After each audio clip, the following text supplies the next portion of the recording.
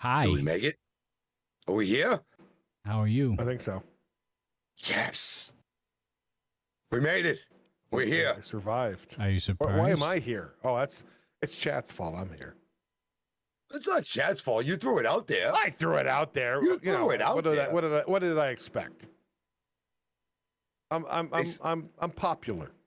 They said, please give us the evil genius, and the evil genius said yes. And he's here. We're here.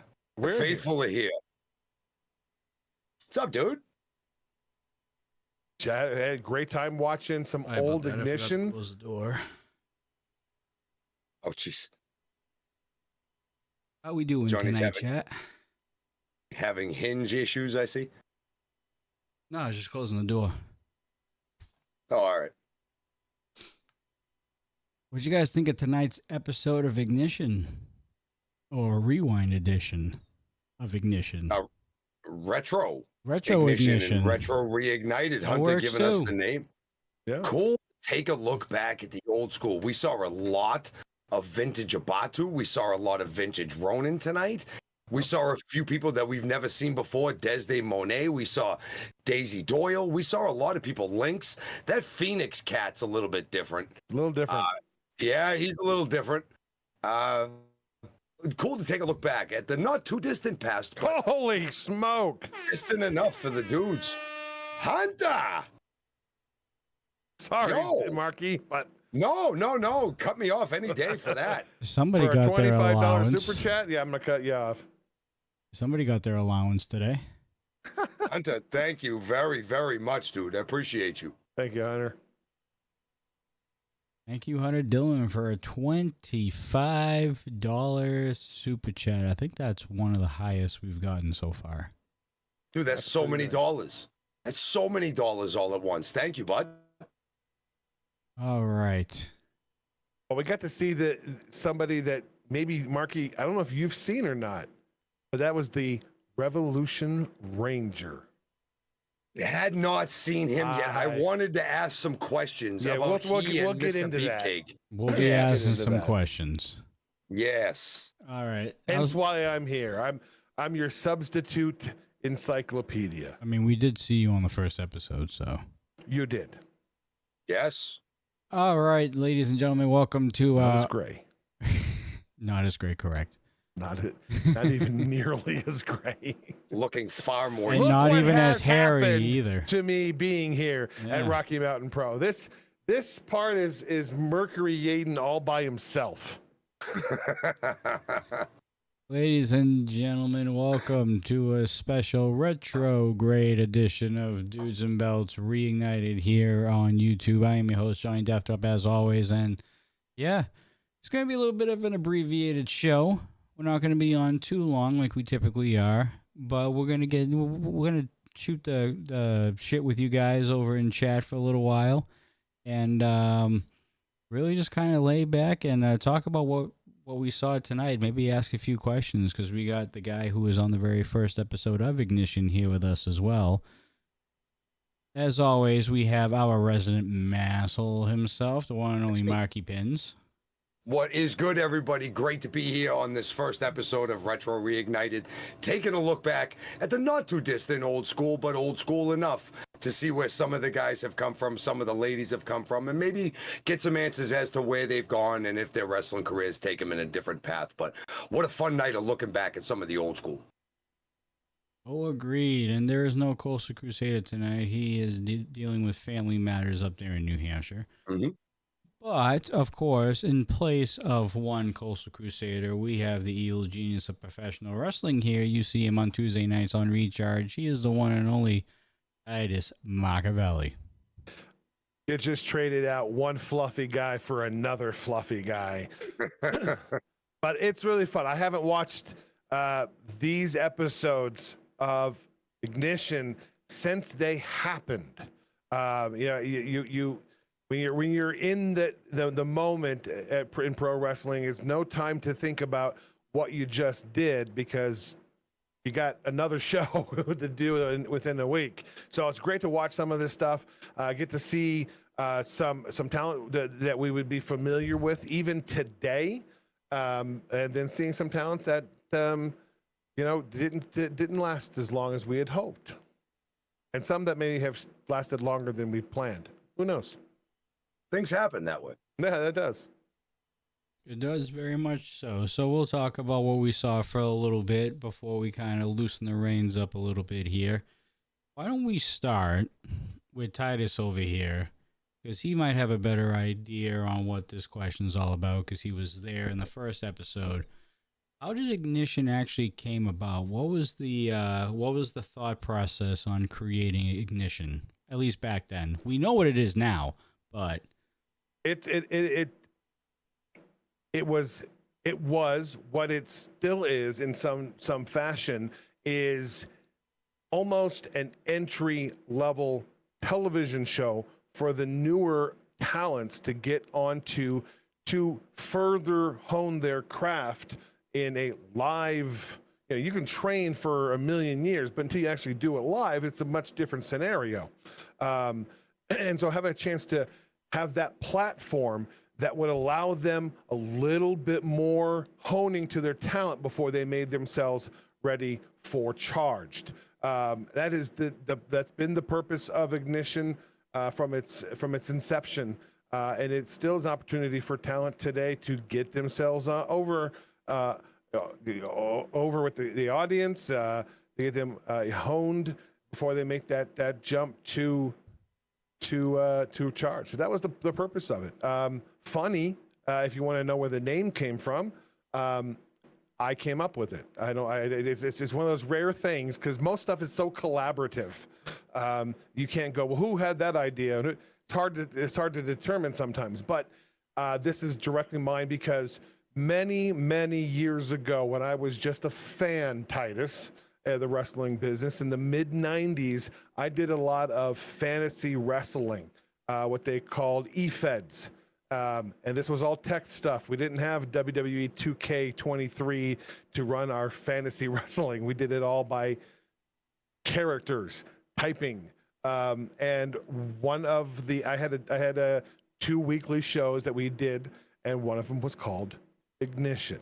And my thought was, we're Charged. Why not Ignition? Kind of there's some symbiosis between the two words. There is. Yep.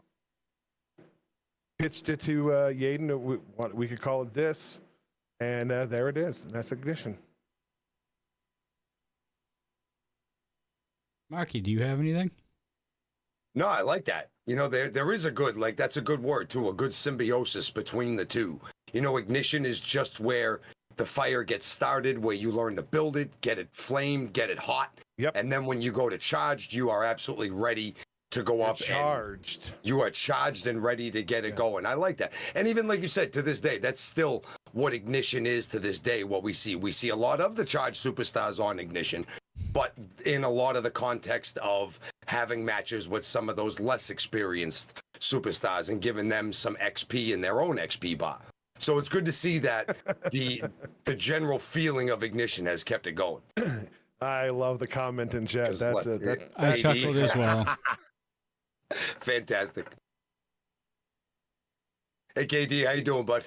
Yeah, we only had one editor those days. We've got multiple these days. So much different workload for sure. So what brought you to Ignition on that very first episode? What were you looking for? Because you were a part of the Enterprise? The establishment. Oh, the establishment. I'm sorry. That was the other Titus. I came in as episode 26 of Charged. Brought in by Mercury Yaden to be the commissioner of Rocky Mountain Pro. That was my debut. If you know Titus a little bit, got a little full of myself, decided to start backing some talent.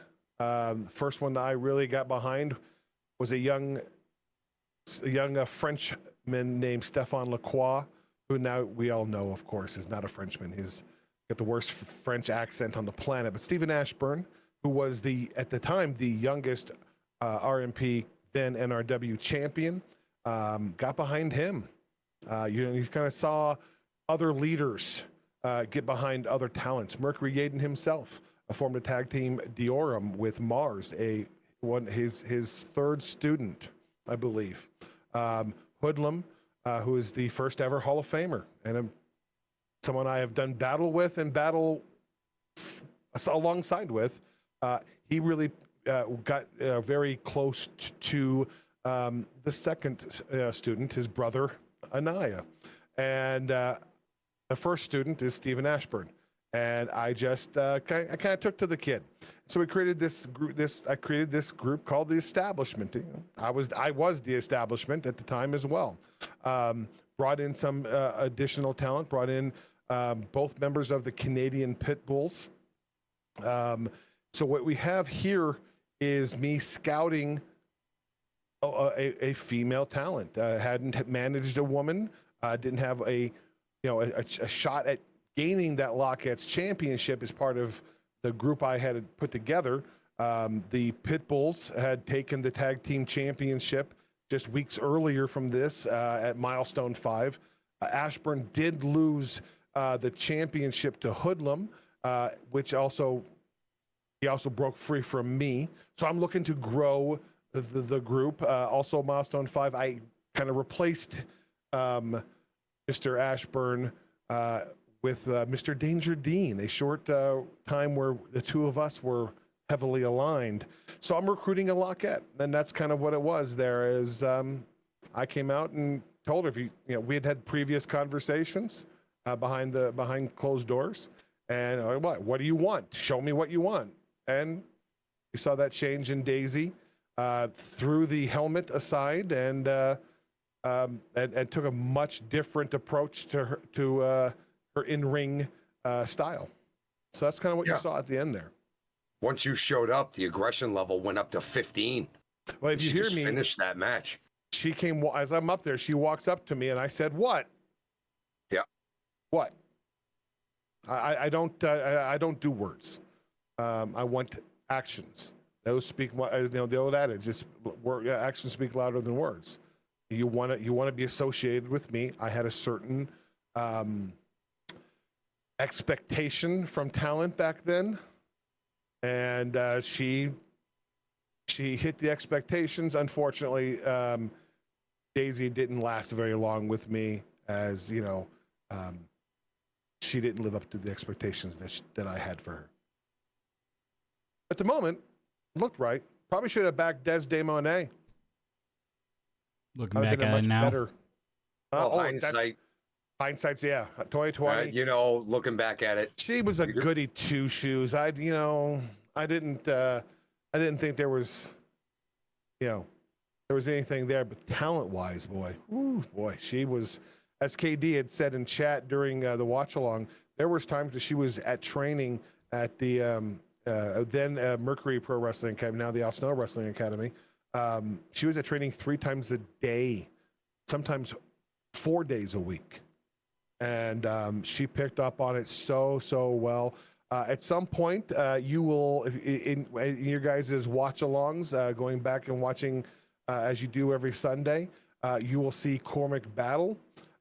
He will have a couple of cheerleaders alongside with him. One of them is Des Demonet before she even knew she wanted to be a pro wrestler. Interesting. Still nothing for Marky, huh? No questions for Titus from back then? I'm just very much listening, like where he says you see her later on, you never know where the inspiration is going to come. And we see her shortly thereafter. I think KD or somebody had said in chat that she went from day one to her first match in mere months. That is such a fast track. And she was very impressive against an unorthodox Daisy. Daisy Doyle is very unorthodox in the ring right there. And there was a little size discrepancy. And I thought Des did a great job in that match. It would be something good to see a little bit more. How much longer did Des wrestle, let's say, after we saw this? After this, she, from start to finish, she wasn't there a year. That's I don't believe unfortunate. A year. Yeah. That's unfortunate. But, but that's just, if this is going to sound harsh. Everyone thinks that they can be a pro wrestler at one point of their life. I knew that I wasn't able to be one, but it was my 20s before I really realized that. And then you come in, and even someone like Des, who was an athlete and took to it very, very well. It's a tough world, professional wrestling. It takes a serious toll on your personal life, your emotional life, your physical body. It does all of that, spiritual as well. And some people just either can't deal with it or don't find it worth dealing with. And that's okay. I'm not knocking anybody. And I don't think that pro wrestling for Des was as fun as she had hoped it would be. Has gone on to do, as I've heard from even tonight, I know she has started a family. She is working in nursing, as somebody said in chat the last day. I think somebody said that. Yeah. So that's fantastic. Good. She found her spot, and that's what we all hope to find. And the important thing is very deep there. I know. Not a little bit, but the moral of the story is take a risk. Take a risk and experience something new. You never know. It may not be for you. It may be the thing that's been calling for you. Mark, take a risk. You're an example of that. You're a wrestling fan for what, 30 years? Plus. Yep. And you got the bug, and you thought, what the hell? I'm going to try. At your advanced age. Mm-hmm. No, I'm in my early 40s. I'm not ashamed to say it. And for the longest time, just like you said, you come to this realization that if you love it that much, you got to look at your attributes. And I always looked at myself. I was never a real big tall guy. I didn't have a niche. And I just figured that there wasn't something for me. But then meeting RMP, you, Yaden, everybody in the back, I even got to give some credit to Damon Ace here. All these things combined into one show you that if you have the drive and the available time and the finances, and if it can work, there can be a place for you with the right amount of dedication. But man, the dedication is huge. And some of it also has to be, setting realistic expectations for yourself. Truth. I've been telling talent for years, the goal does not have to be WWE. Let's use a good example. The former Zack Ryder, Matt Cardona. He's the king of the indies, and he is making more money working the indies Friday, Saturdays, and some Sundays than he ever made at WWE. If you don't believe me, go listen to Eric Bischoff just a couple weeks ago. He had him in an interview, and that's what he was saying. So you can make a great living on the indies, at Ring of Honor, maybe Ring of Honor. We don't know what's going on with that. AEW, Impact Wrestling, of course, WWE, New Japan Wrestling, AAA. There are so many places that you can go. The goal doesn't have to be WWE or bust. Find a realistic goal, and then go after it. And I think that's trying to be helpful in that way. Not to say it's just that you look at going to WWE, it's like an NFL team. Well, the NFL has 70 players. WWE has, they have more than 70 these days, but there's 32 NFL teams. So you're not trying to make it to the NFL. You're trying to make it to the Dallas Cowboys. You're trying to make a very small. Don't make the NFL, man. The NFL can be the indies, booking your own stuff, selling your own merch and gimmicks, and making a good living. As long as you're able to support yourself, you're by definition a pro wrestler. And Ignition was the start of it. Ignition's where if you get that bug, and if you go to that much training and you get yourself there, you're one step away from being on that charge, that flagship show you've made. And you're 5 steps ahead of everybody else. Yeah. You've hit a big milestone in a career. You made it to a TV taped promotion. This is huge. Do the best you can.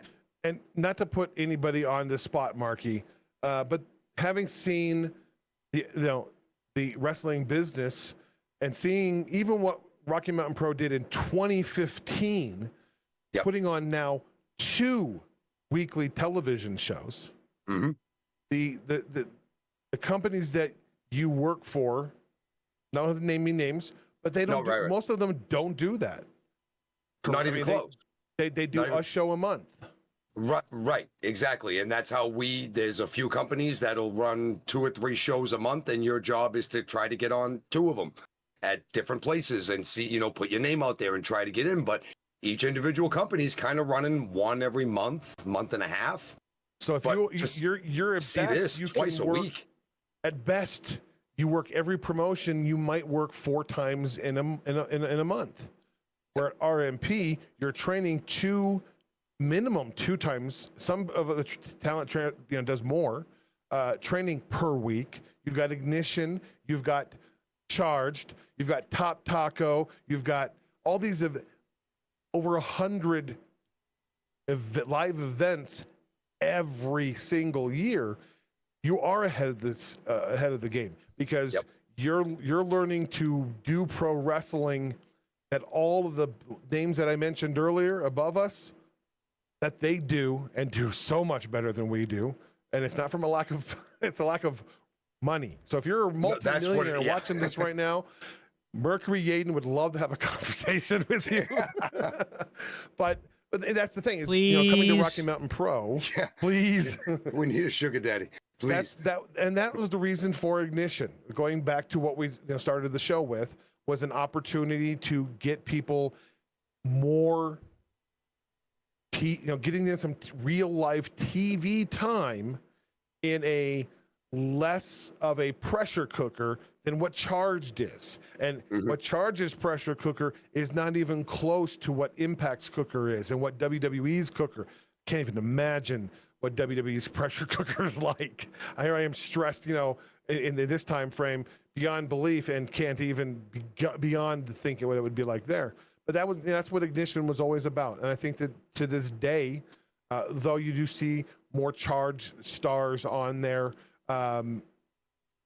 recently, that is really still an opportunity to get started once you've gotten through your initial training.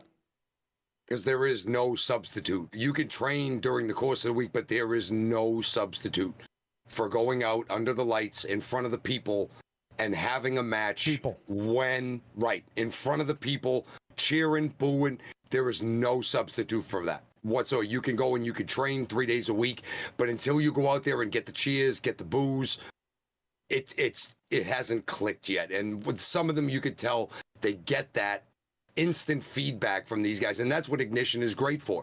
They can get that feedback now and know that, okay, that combo might not have been so great. Maybe I should work on something next time. I also see Ignition being a place where, let's say we saw Dustin Urich tonight, and we haven't seen Dustin in more than a year and a half, about a year and a half. If Dustin were to make a decision to come back to Rocky Mountain Pro, I would believe the best thing to do is, get back in the ring, knock the rust off, go into Ignition, and start rebuilding yourself from Ignition. To get yourself ready for Charged. And or you could just show up with a steel chair and just bash Damon over the head with it. That would work too. That would work too. That should happen first. That needs to happen and first. Then go back. I'll be back soon. I got to go to Ignition. Right. I'll see you in a month. But you mentioned the people, and the people also include the people behind the camera. One thing that Rocky Mountain Pro has done for, as you guys are learning, everything has been filmed for so long. And there's an art form to fighting another person, but you also know that there's that entertainment side of it. And you want to make sure that when you're doing something great to your opponent, you want to know that that camera sees how much pressure you're putting on their head with a headlock. And so you learn the art of wrestling on TV too, because you want everyone at home to see how much you're kicking your opponent's ass. And so you learn that art form. Well, coming to Rocky Mountain Pro, you do it from the very beginning. That's how we train. That's how our television, we are 2 different shows, 2 different skill levels that allow you to be, you said earlier, be ahead of everybody else. And that's why a Rocky Mountain Pro is leaps and bounds a better place to be to start your pro wrestling career in anything you want to be, a manager, a referee, a wrestler, production, commentary. We provide all that training Ring at the announcing. Al Snow Wrestling Academy. Even training on social media. Right, Yeah. John? You'll teach everybody that stuff. No, I won't. I'm not in charge of that. All right, YouTube, then. I wing it every time. I am no professional when it comes to the social media. Wow. Who is? Exactly. Because it changes like every 2 weeks. It really does. Algorithms change every 2 weeks. There's no point in following it anymore. Not at all. But so we got a chance to see some different wrestlers tonight as well. Oh, did you would have ever thought seeing Mario Vanger on Ignition? Did you think he was going to become Rocky Mountain Pro Champion someday? You never necessarily know because there's As so an many example, intangibles. But like, you have you seen? So like back then we saw quite a bit of talent tonight during these 4 episodes. Besides Mario Vanger, was there somebody that you thought had the potential to be that guy or that girl? At that point, yeah, there was a lot. Even though I was battling personally with Stephen Ashburn, he had a title as short. This roster. Oh yeah, Anaya hadn't yet come into his own. He's getting ready to, at this point, where we're getting. I don't think we've got the Charge champ. I think we just got the Charge Championship at Milestone 5, and Anaya hasn't broke out yet. Which you look at him and you're like, oh my God, this guy's an amazing talent. Hoodlum finally getting the championship for the first time ever. You always, even though I had my issues with him early on, I looked at him very favorably. Mario Vanger, absolutely looked at him favorably because I saw something in him in his work ethic. Obviously, you look at him, he looks in tremendous shape. He has, even at that point, had a really good fundamental understanding. Another person that, that you would have seen Mario take on just a few weeks earlier from this at Milestone 5, I thought he was a pretty good talent, and I guess Vince McMahon thought that as well, even though I did fire him. But that is Dozer or Otis, now as we know him. So this was a strong. You fired Otis. I fired him. Why would you fire Otis? Because he lost an Iron Man match to Anaya. That was the stipulation. Oh. That was the 60-minute Iron Man. That's what that's what I meant to say. Oh, okay. Yeah, the first time ever uncharged, an Iron Man match. I'm not sometimes I didn't make the right decision, obviously. After I fired him, he goes off to, WWE and gets a job, and what did I know? I was a little confused at times. Somebody was having Anaya beat issues back then. If Anaya beat him, I mean, that is what it is. I had a little bit of, an aggressive side. So what's your favorite take on Phoenix? Phoenix is one of those rare talent that yours truly spent as much time as far as possible as I could be. Sin Bodhi, another one of those. Sin Bodhi probably is right now the leading candidate of all time. It's a bizarre individual. Phoenix is you never heard Phoenix talk. Not walking backstage. Nobody, you guys have been in the locker room. Hey, how's it going? And people shaking hands and talking and whatnot. No, Phoenix was just sitting. He show up like that. That's how he showed up.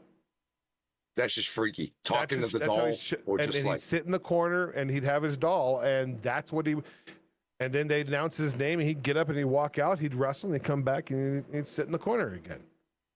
So interesting. That tells you everything you need to know about the bizarre Phoenix at Rocky Mountain Pro. I'm surprised that Abatu was down there so much in the beginning. I was a little surprised that he was there so much, wondering at that time I was the commissioner of Rocky Mountain Pro, so I would have, created the matches for each episode. So I must have really. I've always been big on a Batu / Jason Knoll. Either I was really big on him to show him off, or I had really pissed off at him. I'm not sure which it was to make him work every single week, right as rain. I very bizarre time for Jason Knoll. I mean, we all knew that's who a Batu was, but when you said that to him, he reacted. You've heard that scream. You don't want to hear that scream. It was just a different time for that young man. Is there anything you could talk about or kind of throw at us? What was the change from the Diamond Standard of Jason Knoll to this unearthly creature, a Batu? Like what? We'll probably see it on the rewind at some point. Yeah, I know, but he took a little foreshadowing. It wasn't anything that turned him. He left NRW.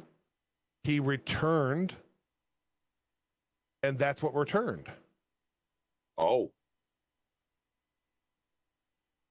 So. Oh.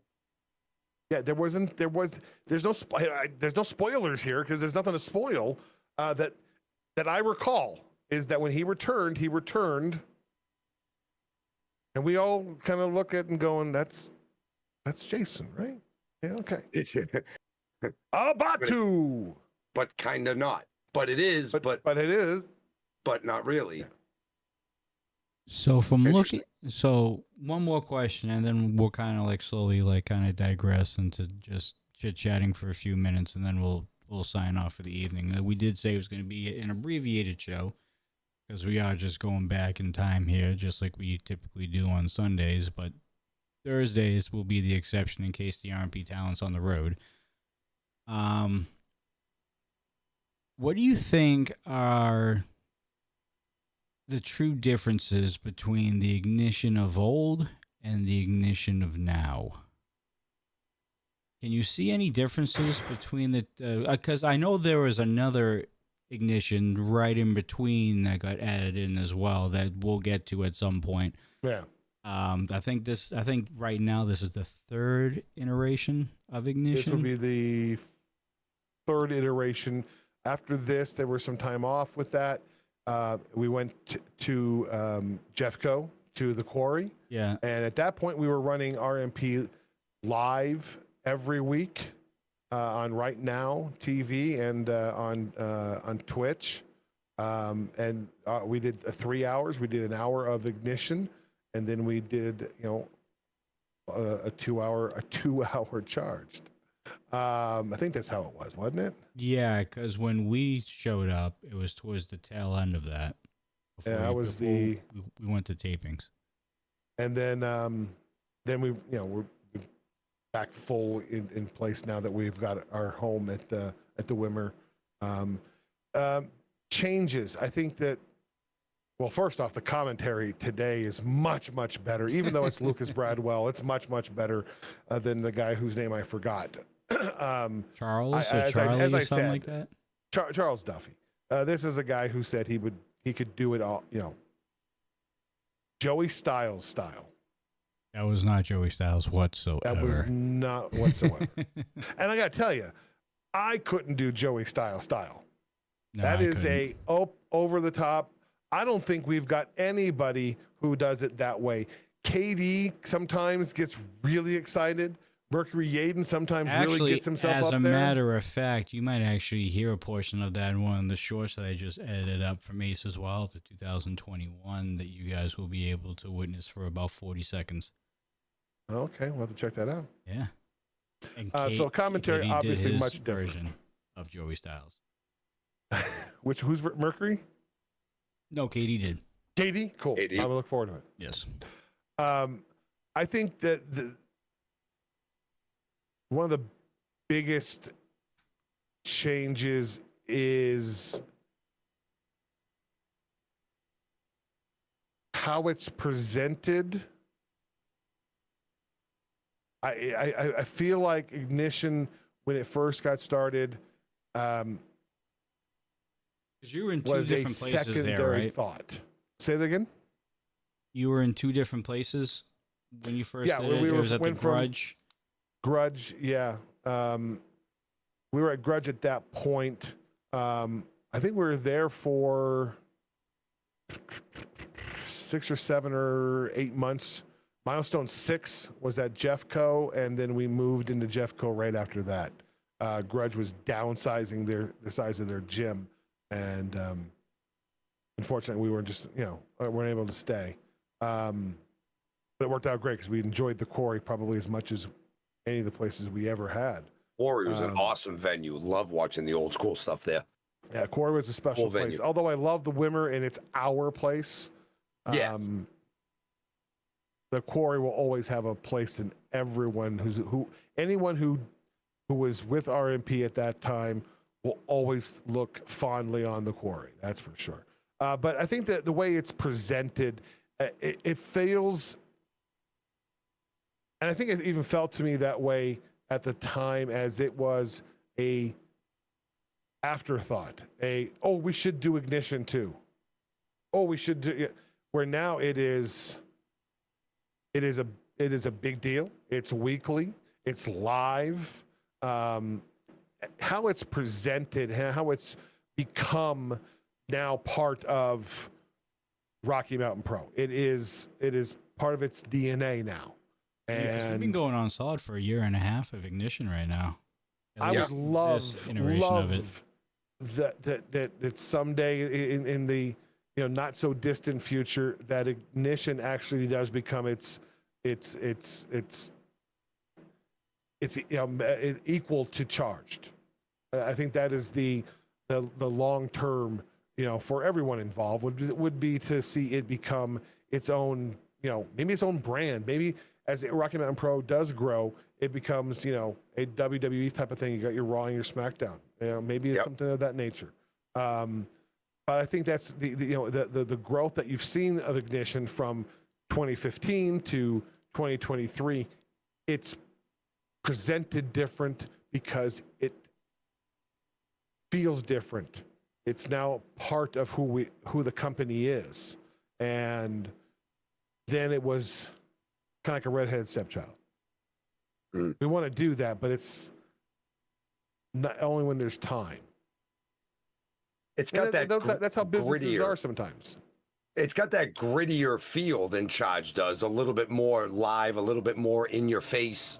Ignition does. A little intentional, trying to make it a little bit more different, because we were getting Joey Styles style commentary as well. So I keep going back to that. No, it's perfect. It was intentionally wanted to look a little bit more raw, not quite as polished as Charged, because even Charged in 2015 was heavily produced and polished to be as good as it possibly could, because it's always been our on Right Now flagship. TV, right? Back then as well. At this time, we were not. Okay. But when we were in the quarry, that's when we went. At some point in there, we had the Hunt channel at first in September. It would have been probably before the next summer, so leading into Milestone 7, where I got fired. We'll save that for another day. You fired Otis. Yeah, there was some repercussions coming your way anyway. I was so. The universe has a way. Look, I was so due. I was due. He said I was due. I had. Well, we saw the first season of Charge before we went back to NRW. Contract, ironclad. I could not be terminated for any cause. How did that happen? Well, when I was promoted from commissioner to the CEO, I wrote my own contract and tricked Yaden. I mean, let me just be real about it. We signed the contract, and I left the clause in the contract. So you could be the one to outdo Preston. Okay. Yeah, Preston thinks he's on my level. He's drastically misinformed. I am retired, but even in, no. So I got an ironclad contract. So if you had a job that you could do anything and no repercussions whatsoever, and you were in charge, wouldn't you, lose your mind a little? Please say yes. Chat, please say yes. I think anybody to a degree would take a little bit of personal freedom here or there. What matters is how well you keep that controlled and under wraps. Absolute power corrupts. Absolutely. I had absolute power, as I had in the final days of the wake. Handle it better the second time. Yeah, a little better. Maybe a little. Well, I actually gave up the powers. Of course. You did. That is true. That you did. Yeah, that is true. And I remember everybody being as Question. surprised as seeing the other side of the rainbow when you did. I made that deal too, so did I? Anyways. Oh, that's right. Because nobody knows exactly what was written down on the contract. Matt just looked at it and was just like, okay. Mercury Yade and I have been friends a long time. We've been enemies a long time. He doesn't read contracts very well. No, he does not. Well, hey, neither do I, because I thought I signed the Hunt TV deal. Apparently, I signed something else, and I don't want to talk about what I signed. He signed the Hunt TV deal. That's for another day as well. I cannot leave this conversation without talking about the Revolution Ranger.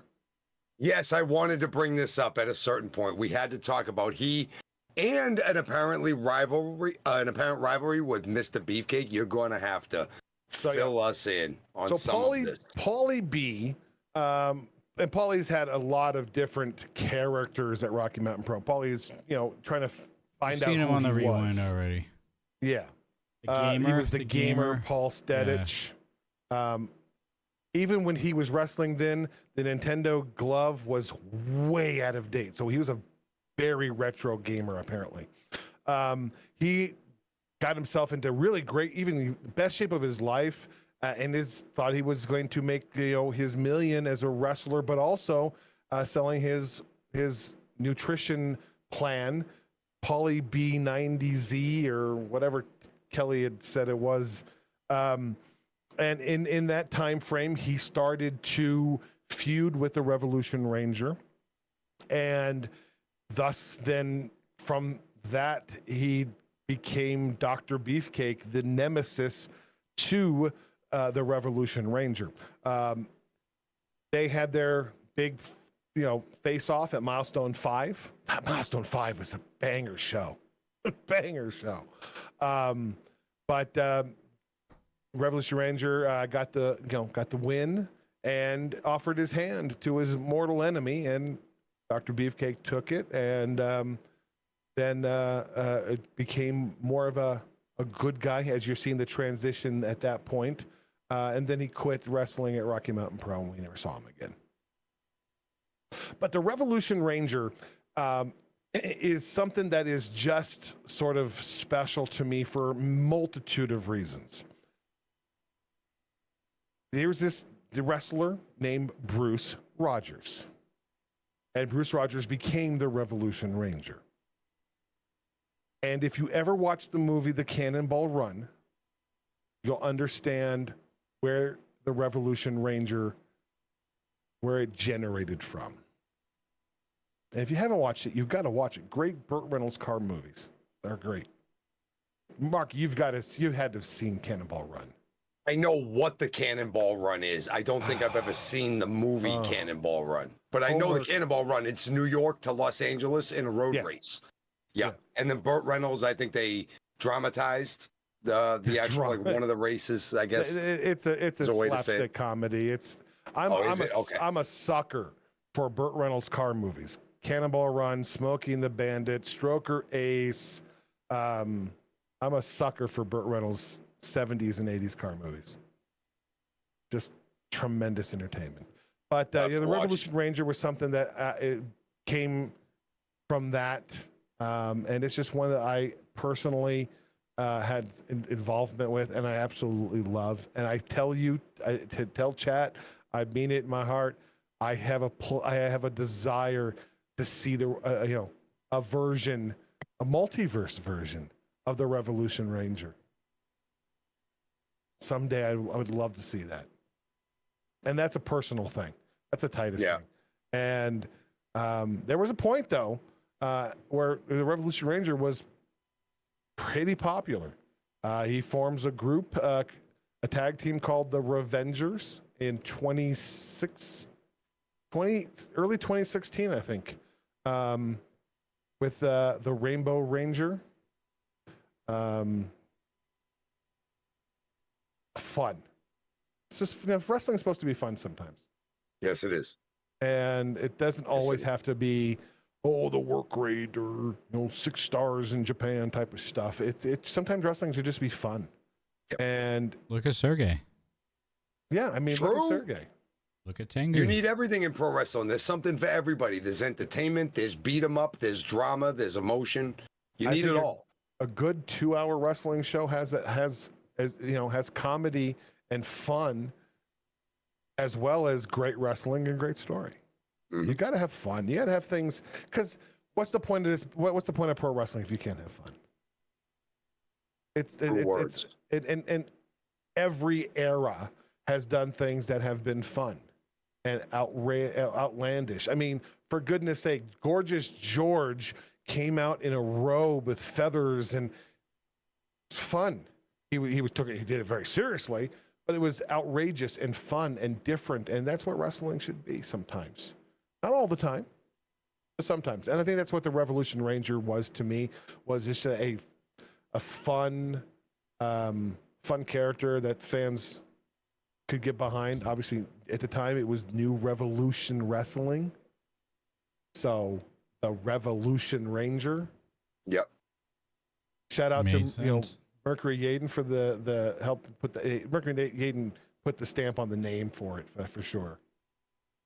Could there be a Rocky Mountain Ranger someday in the future? Is there somebody that's going to carry that banner, you think? I'm still down with it being, the Revolution Ranger, because even if the Revolution Ranger didn't leave Rocky Mountain Pro, I would still call him the Revolution Ranger today. I would think, one time somebody said to me, "You talk too much about Rocky Mountain Pro's history. No one gives a shit about it." And I couldn't disagree with that person more, because I care. And Yaden cares. Lucas Bradwell cares. KD. Queen Vampiress, who's been here for God knows how long. She's been a wealth of information in the chat. Dustin York. Who cares? Noel. Jason Noel, especially. Yeah, well, yeah. He's still going. If I don't care, why should I expect you to care? So I love our history, and I love the things that are there. That's why when Katie, Yaden, and I sat in a room and at the old Fast Performance Center, and we developed and came up with the idea of the NRW Championship, it just was natural, because those 3 letters are tattooed to Yaden's calf today. And so the keeping it the Revolution Ranger for me would make sense, just because it harkens back to those days. And those days, sometimes you look at it and you go, God, I can't believe Katie made a comment during the watch along about the commercials. Oh my God. You go back and you go, oh wow, we could have done that so much better. Oh boy. You see some bad camera stuff going on, and but I wouldn't change any of it, because it's part of the character of who this company has been for nearly a decade and a half. I'm going to celebrate the 15th milestone in just a little less than 2 years from now. That's there is history. If we only had 3 or 4 years, you could go, there's not a lot. AEW doesn't have rich history. We've got more history than AEW has. And it's important. And I love watching these old things back. And I can't make every Sunday night, but I damn well try to, because I want to watch those things too. Because some of it I've never seen. Like some of those first episodes, I've never seen them. Some of and some of the stuff, most of the stuff I haven't seen since it originally, happened, originally aired. So it's fun. I enjoy it. I sent Yaden a text. We should do another one of those some point, because that was a fun thing to do. I hope they enjoyed it. Hope you guys enjoyed it. I enjoy it a ton. The Sunday nights, the Wayback Machine tonight on the old Retro Reignited. Like, I'm liking watching a lot of this old school. And it brings up different topics that we don't get to talk about on a weekly basis too, because we're typically talking about what we just saw 15 minutes ago on Charge and Ignition. It's nice to just sit back and just shoot on what we saw from back in 2015 and kind of get an understanding for what Ignition was back then, and comparing that back then to what it is today, which it's been the longest iteration to date and probably will be for years to come. Because it's been I would be a year and a half if strong so far. If we didn't have Ignition, if we stopped, I would be stunned at this point if we didn't. It's like I said, it feels like it's now where we all wanted it to be in 2015. It's part of the culture. It really hit a stride more than a few months ago with the Grand Prix tournaments and with the things that we've been doing on it. Like, Ignition's really hit a stride late last year and into this year, and it's not slowing down. And I think now being on YouTube has made a big difference as well. Audience has grown significantly since full-time on YouTube. The content is growing. I mean, I popped into YouTube this morning, and RMP was just like, boom, charge. I'm like, holy crap, the whole library was just updated. And that's we want people to see these things. We want people to see the history. And the hope is, Marky and John, as super fans, it was what I think of you guys in some ways. Yeah, it gives you a chance to go and almost like get baby pictures, in a sense. You're going back and going, oh my gosh, look at you guys back then. How cute you guys were. I look at it as like reading the first couple pages of chapters of the book we hadn't taken out of the library yet. We took out the older books. We've read all the stories from 2020 on forward, but now we're going back a few extra years and reading those chapters and learning where these stories came from. The prequels is really what it is. It's what it feels like to me and to us anyway. Yes, and especially the time that we did tonight, that 2015. If you guys, when you guys get to milestone 5, call me. I'll be right here. Milestone 5, my first milestone, very special for me. And to this day, still a banger of a show. You had Stephen Ashburn and Hoodlum. You had Deorum and the Canadian Pitbulls for the tag team title. You had Naughty and Angel Trinity for the first ever Lockettes championship. You had Otis, then Dozer versus Mario Vanger. You had the Revolution Ranger and Dr. Beefcake. It's a banger show. It was such a damn good show. It made a young man who you saw in the crowd tonight join the school, a kid who was just into skateboarding, and in less than a month he could be 2-time Rocky Mountain Pro champion in Curtis Cole. That's how great Milestone 5 was. He saw that and said, nope, that's what I'm going to do. And he's been here ever since. Milestone 5, call me. I'll do it. It's going to be a while. I might have somewhere here, I may have some original notes from that show. Ooh. I might have that. You should try to find that stuff. Some relics. All right. Well, we went over our 45 minutes. We're actually over an hour. I warned you. No, but it was a lot of good discussion, a lot of good insight. Anyways, let's shoot the shit with the chat for the next couple minutes and kind of go over what's going to happen. Marky, Why don't you go over the point standings one more time? Oh, we're going to run down these points here. Yeah, just to refresh everybody's memory because we didn't have Ignition. So. No, that's true, and it's a good idea at this point. So we all know Curtis Cole in the Ignition, the Drive for 5 right now, has the 5 points and a #1 contendership in his pocket. But unfortunately, he has this maniacal, serial, destroyer of everything that everybody holds sacred, David Drake, walking around. He has an appointment with that bit of destiny coming up soon. So we'll get to that Ignition match later. But as far as right now goes, leading the Drive for 5 is the aforementioned Sergey right now with 4 points. Sergey's on the top right now with 4 points. Johnny Casanova and the final boss himself, Bruce Wayne's, tied at 3 in second place. Forgive me, I'm looking up at my sheet that's up on the wall. Briscoe Crown sitting right there with 2 points. Kendrick LaRoe, Dalton McKenzie sitting at 1. And then Atiba, Panthro with 0. And then we go down the line. Jason Knoll and Brumac both sitting at -2, along with Sky Horseman, Balaam Lynx, and Mick Diamond and Cushman bringing up the caboose, both sitting at -5. So right now, Sergey is in the lead for a potential Ignition championship spot. The old manager in me would argue, hey, Cushman and Mick Diamond deserve a title shot. You said 5 points. Those are 5 negative points, but they're still 5 points. Yeah. I mean, Way to be that guy. If I was representing them, guy. You possibly could, and you know what? I think you're said giving 5 Preston points. ideas. You didn't say 5 positive points. So my boys there, Cushman and Nick Diamond, they were mine. You damn right they'd be challenging for that title. That's a very good way to bring it. You should bring that to somebody and help those young fellas out, because Cushman did pretty good for himself the other night. Get paid by. They don't pay me, so I'm not going to help them. Oh, all right. That's how managers work. Then what are you even bringing up the point for? Why are you getting their hopes all up and everything? I'm an analyst. I'm analyzing that they have 5 points. Negative points, but they're still 5 points.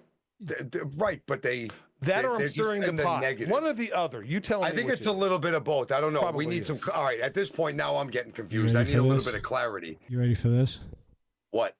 So I see that we have somebody in chat that thinks this is a video and not a live stream. So what's up, James Pittman? How you doing? July the 13th, 9:04 p.m. Mountain Standard Time. Yep. I knew that he was going to ask that at this time. That's why we fixed it for the video. Mm-hmm. It's the 2-hour time delay. It's live on the East Coast, but it's a pre-release video in Denver. He also could just, this is a video running on YouTube. It could be, hey, this is a great video, meaning the live stream, and just use the wrong vernacular. Well, thanks for checking in, James. We appreciate you, Absolutely. brother. Thank you very much. So yeah, those are your Ignition point standings. Sergey, Bossy, and Johnny Casanova are the top 3 as of this moment in time. Could you imagine if Casanova got 5 points and he'd have the charge anytime, anywhere, and a #1 with Ignition? He'd be impossible to live with.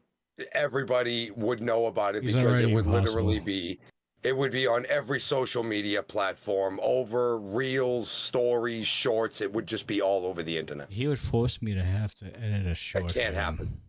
Yeah. That can't happen. Yeah, I wouldn't put it past this JK Pop. They're, talk a lot of crap, but they're pretty talented young men. Almost every single time they come out smelling like a rose. Almost every time. I was a big fan of them for many years. Obviously, I from their earliest of days. There's something about that Caden Koyama. That guy just seems to just get better and better and better and better. And that's, if he ever decided to go singles, I wonder what his ceiling would be. We've been saying that here for a long, long time, that if Koyama ever decided to go do that, it would blow things away, and he has plenty of time. He's in the shape. He's got the endurance and the cardio to do it. If there's one man that can do it and break away and make his own name, it is Caden Koyama. It really is, man. I'd like to see what he could do without Johnny. Well, holding them back sometimes. look, there's always that All the adage: time. tag teams eventually break up. But I look at a team like JK Pop, and I don't see. I don't think they're tag team. They are closer than that. They are like at the point, They're like- even if they are brothers in every sense of the word. They were So early mentored by two other guys named Hoodlum and Anaya, who kind of took them under their wing a little as well. And I think they kind of showed how they operated as a team very early to how JK Pop was developing how they were going to work as a team. You see success, and let's not argue that the Left Coast Girls aren't two of the one of the best tag teams in RMP history. You see that, and you go, how can we duplicate it? And you see the closeness. I see the two teams their closeness to each other very much the same. People are like, oh, they're going to break up at Milestone. No, they're not. I've sat and watched a Hoodlum and Anaya beat the tar out of each other over buying the wrong beer. yeah, I don't doubt that. And then they Between go those outside and they beat up a bunch of other guys because it was fun. So that's that closeness for sure. All right. I got to shut up so we can, Johnny wants to go home. I saw the training montage of HJ1 and Curtis Cole from episode 148 or somewhere around there with Crimson versus Mario Vanger, and that training montage was super funny. I have to go back and watch.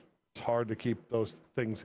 It's funny when what's your favorite? Oh God, it could be. There's so many moments that in your head. Sometimes it's KD is his memory for RMP is staggeringly good, as is Lucas's. Yeah, Lucas Mine is up not. there too. Mine. Hey, remember when Anaya and Carente I think had that 148 match got on downloaded Charged? today though, and I think that's why Tommy's talking about it. That's probably why. Yeah.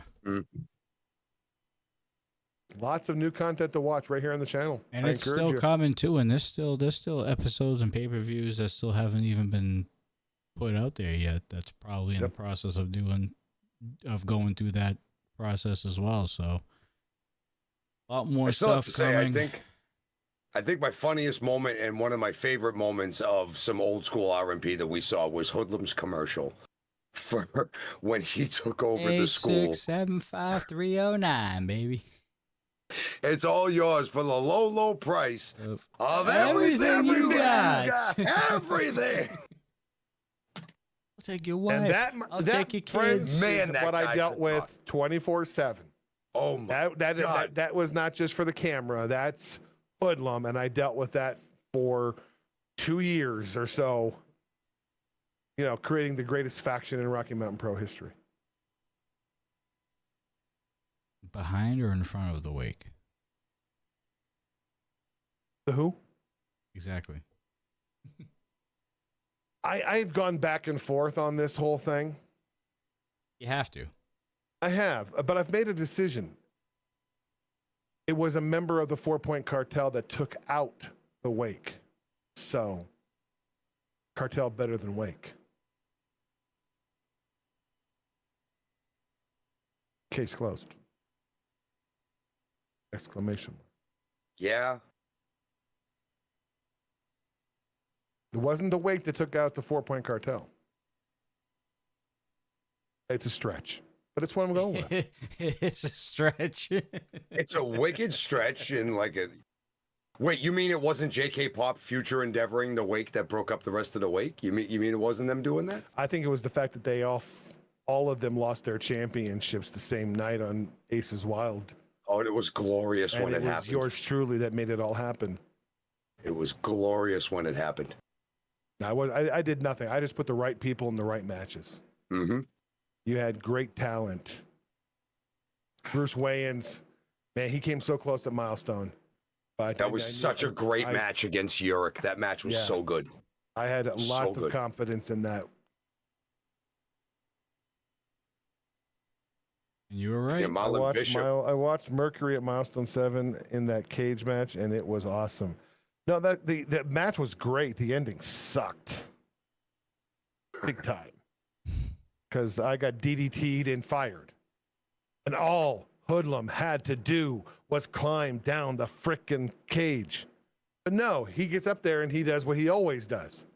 I can jump off this. And He liked to jump off stuff, didn't he? We've seen a lot of it.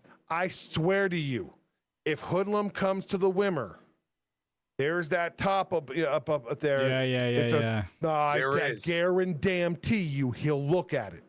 Right where the camera is up there on the top. Where hard cam comes from. I'm telling you. Well, he didn't do it at milestone 11, so he just went off the top rope and step. Off the balcony at Bierstadt. Oh. Well, maybe I shouldn't have said that. Maybe he'll get some ideas about milestone like 14 next year. I shouldn't have said anything because that's a hell of a flying leap. Womp, womp, womp. All right. Just climb down. Climb down. Oh yeah, you do. It's the Hoodlum Pro Wrestling Academy, and it's Rocky Mountain Titus Pro Wrestling. Just climb. Titus World Wrestling. All right, so I kind of prefer that Hoodlum decided to jump then. Titus Machiavelli presents Rocky Mountain Pro. No. That's it. Titus Machiavelli presents Rocky Mountain Pro. That's what the name would have been. It just doesn't flow. Climb. It just doesn't flow. The cage. Just climb down the cage. Love that commercial. That's all I'm saying. All right. Before Titus reminisced on his unfortunate past, he's about to go to an unhappy place. We got to end the show real quick here, dude. We will let you guys go this evening. Thank you guys so much for tuning in. I know it was a light crowd. There's obviously a lot more that are here typically during the week, but so what happens when you have the company that you watch go on the road for a night, and we hold down the fort as we always do. So we appreciate all you guys. It was such a tough decision.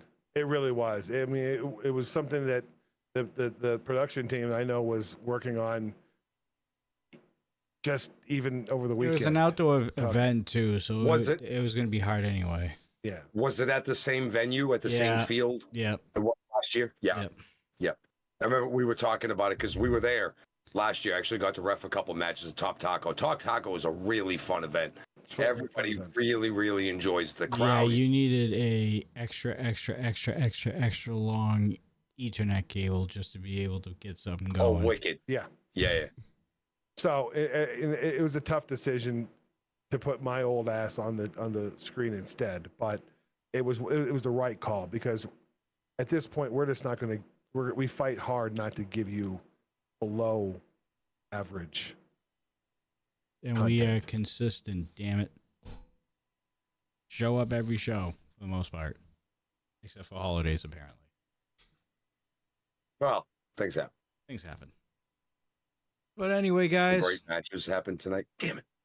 Are they videoing it? Are they? Do you know if they're camera? Okay, good. Filming. I guarantee it's being filmed. 100%. Even if it's just a hard cam spot, it's getting filmed. But I think that we're gonna. I got a feeling we're gonna see that on our channel in the near future. It's gonna feel that would be great. Tommy says that would be great. Filmed. Tommy said, "Yep, perfect." Beauty. All right, ladies and gentlemen, let's not waste any more of your time. I know we've been here a lot longer than we anticipated, that's for sure. But we will see you guys. We will see you guys on Sunday, of course, for the Rewind, episode 5 of NRW. We continue rolling on. We do have a couple of plans, in the works for the next couple weeks after next week. So we'll let you know what's going to be going on. Hopefully by Sunday we'll have everything ironed out. But other than that, Sunday's the next time you'll see us. I believe Titus will be watching from a chat's point of view, and I believe he will be replaced with the Encyclopedia Lucas Bradwell with us on Sunday. So downgrade. Ooh. And he's not here to hear that. He was supposed to be. That's why I said it. Yeah. He said, I'm going to be there, and I hadn't seen him once tonight, so downgrade. You guys already threw a couple zingers at each other tonight. It's been a little fun that way a couple times, Anyway, guys, until Sunday, for myself, Johnny Deathdrop, I almost said Coast Crusader, but there is no In such spirit. person today Postal in spirit. with his picky pickle habits. Okay. Yeah. All right, now we've gone long. Yeah, now I end the show. Marky Pins, thank you for coming. Yes, and, Marky and Pins, the other guy. the pineapple eater extraordinaire over there, and of course we have the evil genius of professional wrestling, Titus Machiavelli. We will see you. Hey, it's Thursday. I have to. We will see you guys on Sunday for another episode of the Rocky Mountain Rewind. Did you just do this, Marky? Yes, he No, did. no, no. Yes, he did. No. Yes, he I did that did. because $10. listen to No, me. 40. No, listen. 40. $10. Listen. I'm gonna watch the tape. Titus, you have to see my face. That is the first time you have done 2 of these in a very, very long time. And I remember when you used to do 2 of these, I remember what that meant. In a long time that you've been doing the show with us, you do 1. I don't know what you're talking about. Johnny, end the show. End the show. We got to go. Oh, God. We got to go. All right. As always, folks, stay safe, stay classy. We'll see you Sunday night for the Rocky Mountain Rewind.